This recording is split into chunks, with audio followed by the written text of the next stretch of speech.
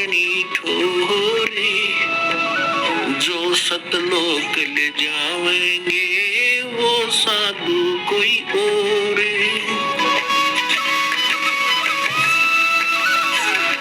ईश्वर पूर्ण ब्रह्म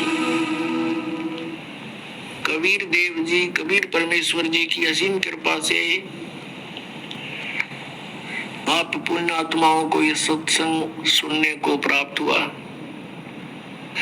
सत्संग में आने से प्राणी को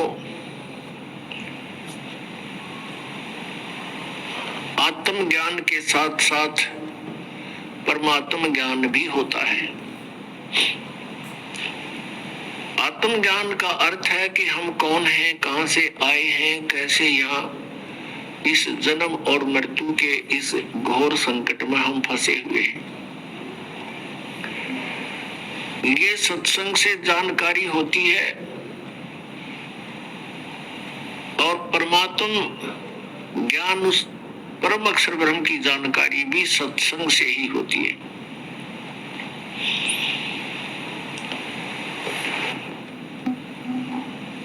सत्संग का मिलना बहुत ही दुर्लभ है, संत का मिलना बहुत दुर्लभ है।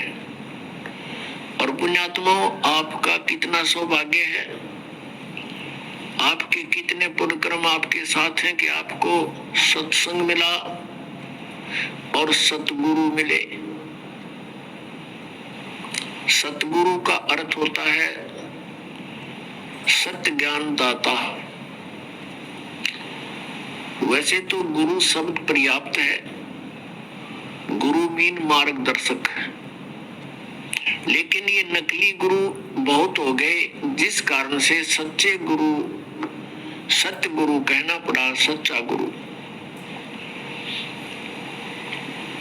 तो सतगुरु परमात्मा स्वयं ही बनकर आते हैं, उनके अतिरिक्त पृथ्वी पर कोई सतगुरु नहीं होता। अन्य जो काल के दूत हैं वो भले ही अपने आप को सतगुरु कहते हो या उनके अनुयायी भी उनको सतगुरु की उपमा से सुशोभित कर रहे हो, पर वो संत, वो सतगुरु नहीं होते। परमात्मा कहते हैं खर ना हो के हरि कबहू, सिंह की खाल उठाए। गधे को यदि शेर की खाल उठा दे लायन की, तो वो गधा शेर जैसा अवश्य लगने लग जाएगा, पर वो शेर नहीं होता, सिंह नहीं होता। अब खाल ओढ़े हुए गधे को और ओरिजिनल सिंह को कैसे पहचानेंगे? उनकी बोली से पहचाने जाते हैं। एक कुम्हार था शरारती सा, उसने कुबद सूझी, उसको कहीं जंगल में शेर की खाल पाई और वो क्या करे, अपने गधे पर डाल दे रात में, शाम को, और खेतों में छोड़ दे। उसने खेतों में रखवाले होते थे फसल के, वो देखे चांद की रोशनी में कि शेर खड़ा है, सिंह आ गया, सिंह वो भाग गए गांव में, और वो गधा खूब घास को फसल खावे और अच्छा तगड़ा हो गया। ऐसे सब जगह शोर मच जाता है कि रात को शेर आता है और फसल खा जाता है। एक अन्य कुम्हार को पता चला कि भाई शेर घास तो ना खाया करे। उसने पता लग गया कि ऐसे ऐसे कोई जरूर शरारत कर रहा होगा, कोई कुम्हार ने गड़बड़ कर रखी है, अपना गधा पाला है वो। उसने आकर के गांव में कहा भी शेर को मैं पकड़ लूंगा। गांव वाले कहने लगे भाई नहीं नहीं, खा जाएगा तुझे भी। उसने बहुत कुछ समझा बुझा के कहा कि मेरे साथ चलो। वो 5-4 गधे ले आया अपने और कहा तुम ऊपर बैठ जियो वृक्षों पे चढ़ के और देख लेंगे भाई, गधा सिंह होगा, शेर होगा तो गधों को खाने के लिए आएगा। इसलिए गधे वहां खड़े कर दिए और 10-20 व्यक्ति थे, वो वृक्षों पर चढ़कर बैठ गए शेर से डर से। अब थोड़ी सी देर में उन गधा ने अपनी बोली बोली जो 5-4 गधे थे वो मिलाकर सुर में सुर, उधर से उस गधा जो शेर छोड़ रखा था, खाल उड़ा रखी थी, उस गधे ने भी सुर में सुर मिलाया। वो लग गया वही बोली बोलन करता, ढोचो ढोचो, वो वहीं आ खड़ा हुआ। इतना उछल कूद करी, वह खाल उतर गई उसकी, फिर वो पकड़ा, उसको मार गड़ा। फिर गांव वाला ने चलो खेती खवाई सो खवाई, तो ना डरा भी दिए। तो पुण्यात्मा गधे की और शेर की बोली से पहचान होती है, सतगुरु और असतगुरु की उनके ज्ञान से पहचान होगी। अब ये ज्ञान आपके समक्ष करेगा ये दास कि सतगुरु यानी सिंह की आवाज कैसी होती है और नकली सतगुरु की आवाज कैसी होती है। उनके ज्ञान से पता चलता है सतगुरु और असतगुरु का। तो पुण्यात्माओं, परमेश्वर ने 600 वर्ष पहले कहा था, जब वो अपने लीला करने आए हुए थे, जैसा भगवान किया करता है। आपको सदग्रंथों में प्रमाण दिया कल रात्रि के अंदर कि वो परमात्मा सतलोक में रहता है और वहां मनुष्य सदृश शरीर में है, वो तेजो में शरीर है उसका। एक रोमकूप में करोड़ सूर्य मिला दे, करोड़ चंद्रमा, ऐसा एक रोमकूप की रोशनी है उन परमात्मा की। और जब वो परमेश्वर यहाँ अपने बच्चों को संभालने के लिए आता है, तत्व ज्ञान प्रचार करने के लिए आता है,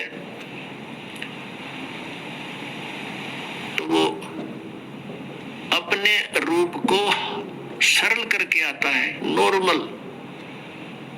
और वो 2 अतिथि माता है, एक तो प्रत्येक युग में शिशु रूप धारण करके एक लीला करता है जो उसकी निर्धारित होती है, सुनियोजित पहले से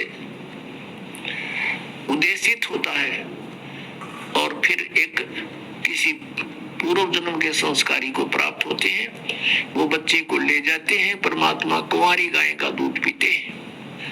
पुण्यात्मा, आप शिक्षित हो, परमात्मा को पहचानना बहुत आसान हो गया है।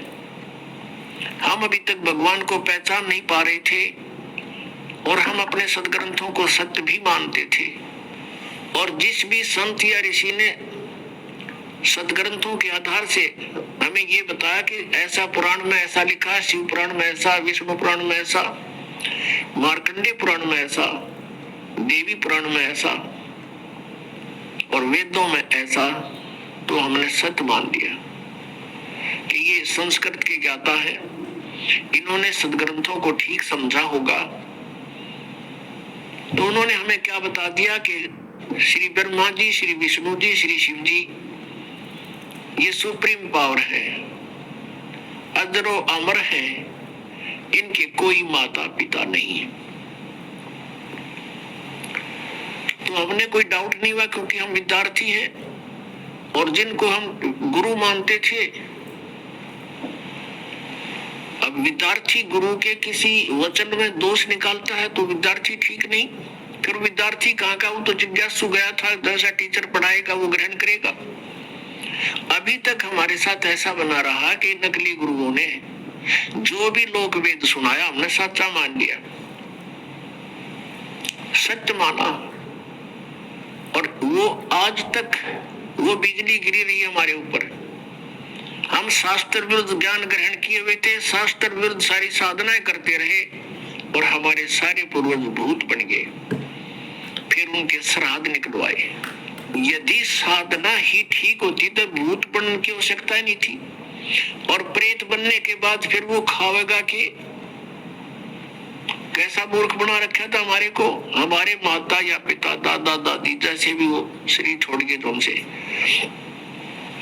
जब वो जीवित थे, दिन में 3-3 बार आहार करते थे प्रतिदिन, और फिर 364 में से एक दिन उसकी तृप्ति के लिए श्राद्ध निकाल दिया और को पेट भर छका दिया वो नकली गुरु।